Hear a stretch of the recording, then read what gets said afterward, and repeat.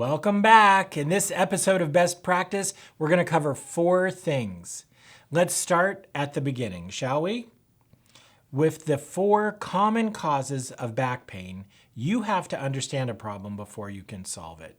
In this section, we'll match 4 common causes of back pain, aka the problems, up with their evidence-based treatments, the solutions. Evidence-based is what science says. Pay careful attention to see if you recognize yourself in these conditions. And take it to the next level by actually writing it down, the name of your condition and your best treatment option. Before listing the 4 things that may be causing your back pain, if you want to get more content like this, then please click the subscribe button in the comment section below.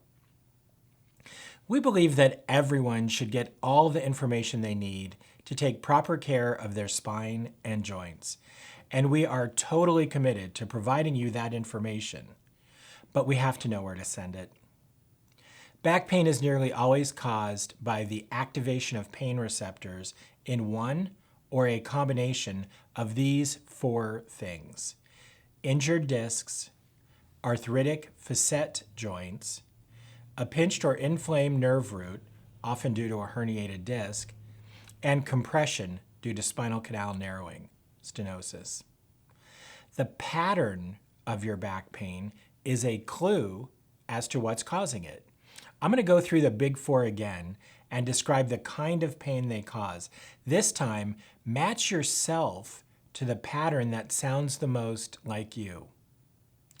An annular tear feels like a knife in the back. It's in the midline, often worse with sitting. Arthritis of a facet joint starts on one side of your back, spreads to your butt. Honestly, it feels like it's in your hip and burns in your outer thigh. Whereas pain from a pinched or inflamed nerve root due to a herniated disc is not even in your back.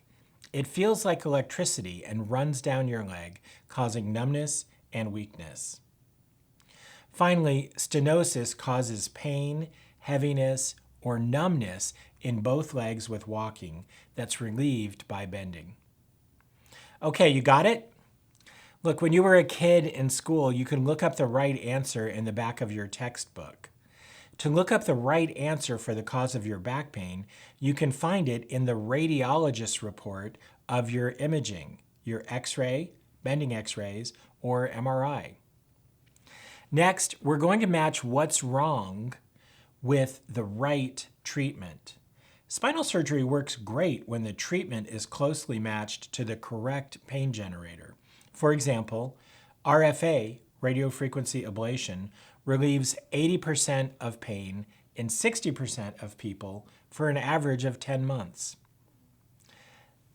Laminectomy reliably relieves the leg pain of claudication due to spinal stenosis.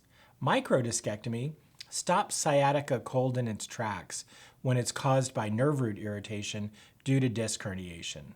And spinal fusion restores happiness for people with spondylolisthesis. By now, you should be able to write down what's wrong with you and the evidence-based recommendations for treatment.